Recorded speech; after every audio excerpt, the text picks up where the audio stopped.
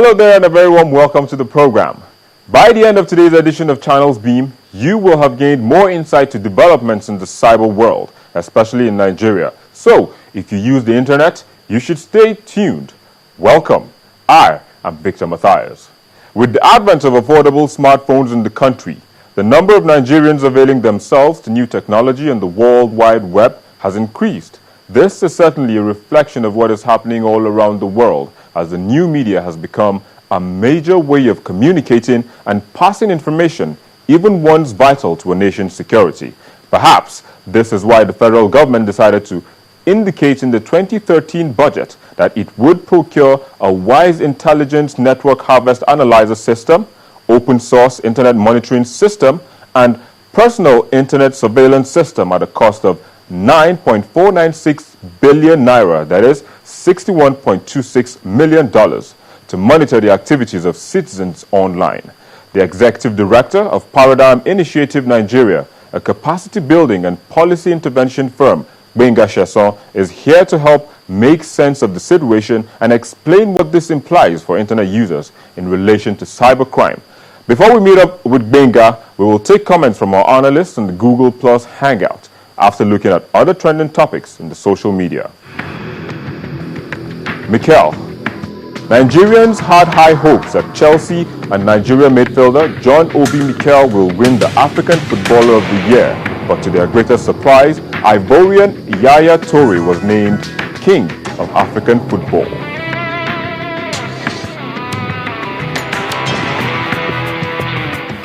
Tukur. A report by a local newspaper revealed that President Goodluck Jonathan scolded the chairman of the PDP over his leadership style. These were the topics that made the headlines. Let's join our online contributors after the break. The normal thing all governments say, we want to monitor the activities of the population, the activities of citizens online because of security concerns. But the thing is, it goes beyond only security issues, like what we have in United States, like the PRISM program and ESCO, the massive NSA surveillance program. I mean, it goes beyond fighting global terrorism, using it against political opponents.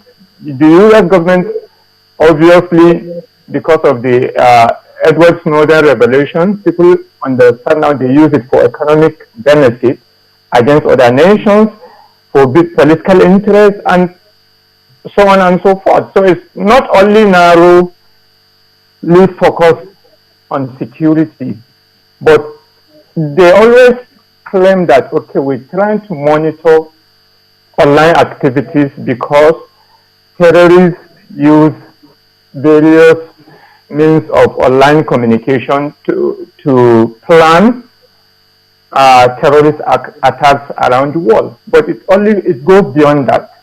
I kind of agree with what Suleiman was saying, but at the same time, I want us to look at Nigeria image in the rest of in the global perspective now. I think we can all agree that Nigerians are known for fraud. That's one of the things we're known for, and in as much as I believe that for security purposes, the internet monitoring system will actually work, because from all I know, these Boko Haram guys, they still find a way to send videos of threat out to the government, which absolutely shouldn't be the case. So, and they use internet basically. So the system can work for that. And secondly, for the fraudulent activities of some Yahoo guys in Nigeria, then that can probably help the government in possibly reducing the whole thing, because till today, Nigeria is trying so hard in making the country a better place for everyone. I believe we need to have some infrastructure in place that needs to tie particular IP addresses to certain addresses user addresses. For instance, the last time I was in Nigeria, before you can actually make use of a mobile phone, you need to actually register it. So once we have such infrastructure in place, we can be able to track people. And okay, if you actually find out that this person is carrying out doing some malicious things, you can be able to follow up and find out where that person is, physically. Once we have such infrastructure in place, then we can start saying, okay, this kind of measures that the government is trying to, to curb, can actually be effective. But if we don't have that in place, I'm sorry, this 40 million, whatever, is just going to sink down the hole somewhere. I think it's wise for us to address why every internet user needs freedom. You understand? We have rights to content, rights to privacy, rights to innovation, rights for information sharing and all that. We need to know why we are doing those things. But I do not, as a matter of fact, agree to any form or level of government using the apparatus of the government to go against those in trying to show their own activities online based on their political affiliation, which I think those involved in arresting anybody of that doesn't make any sense, as the case should be. But every human being on the internet, every internet user, we have rights to those things I just mentioned now.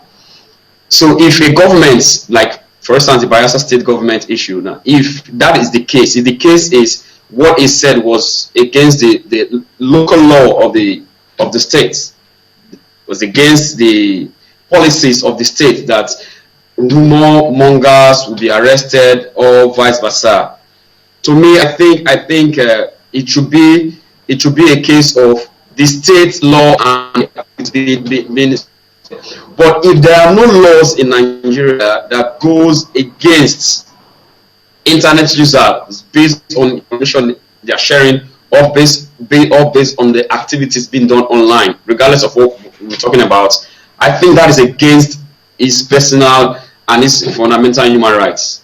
You understand what I mean? So what I'm looking at here is every user of the internet should be allowed to have access to everything that is available to us, because if we do not, it goes against the internet freedom advocacy that people are trying to fight, trying to bring forward today.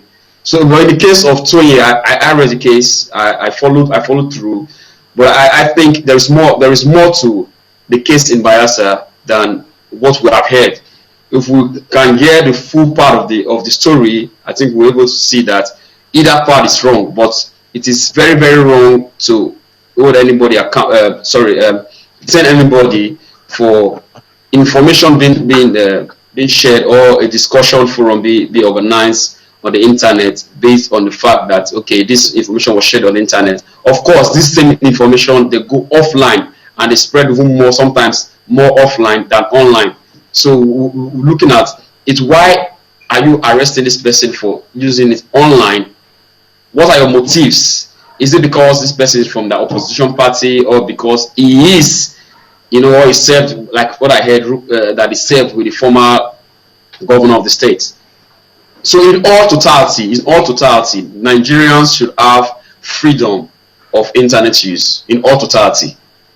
If you are the data controller, I mean, in this case now, whoever is holding this information that is being monitored, that has been collected over time, you are expected to act within the boundaries of the law to make sure that you do not do things beyond your power with that information that you collect.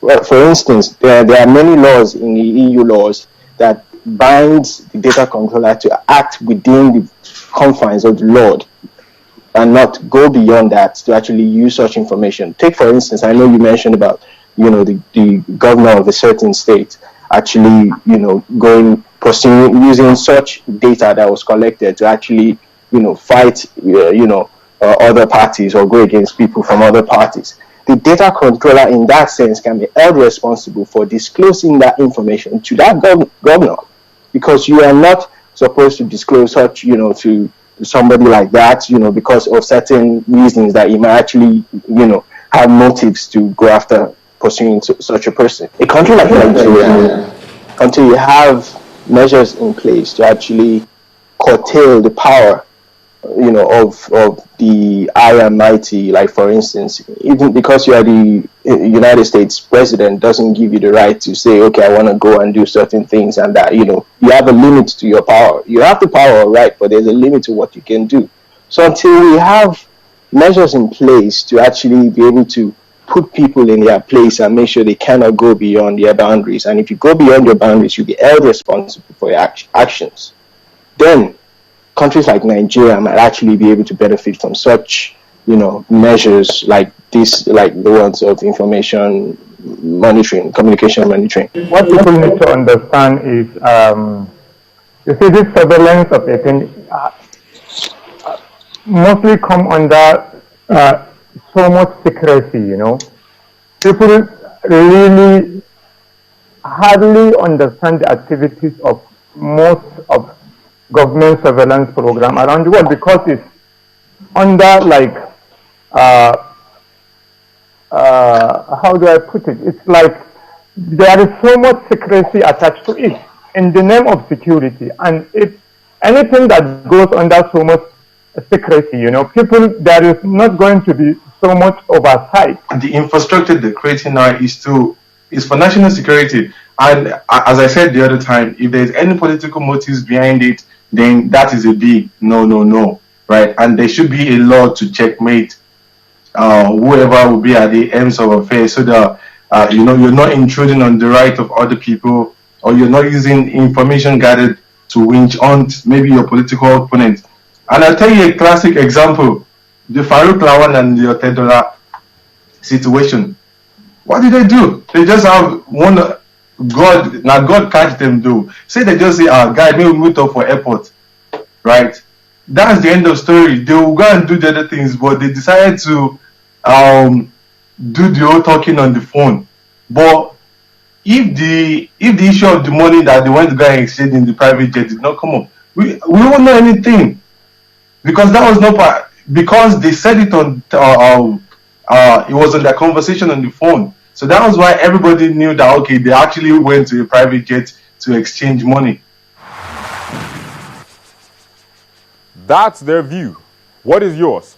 Join the conversation by sending your comments by tweeting at me at Victor_Mbidi, that's Victor_MBIDI, and at Channels Beam using the hashtag Internet Surveillance. We take another break, and when we return, Benga Sheson will be joining us.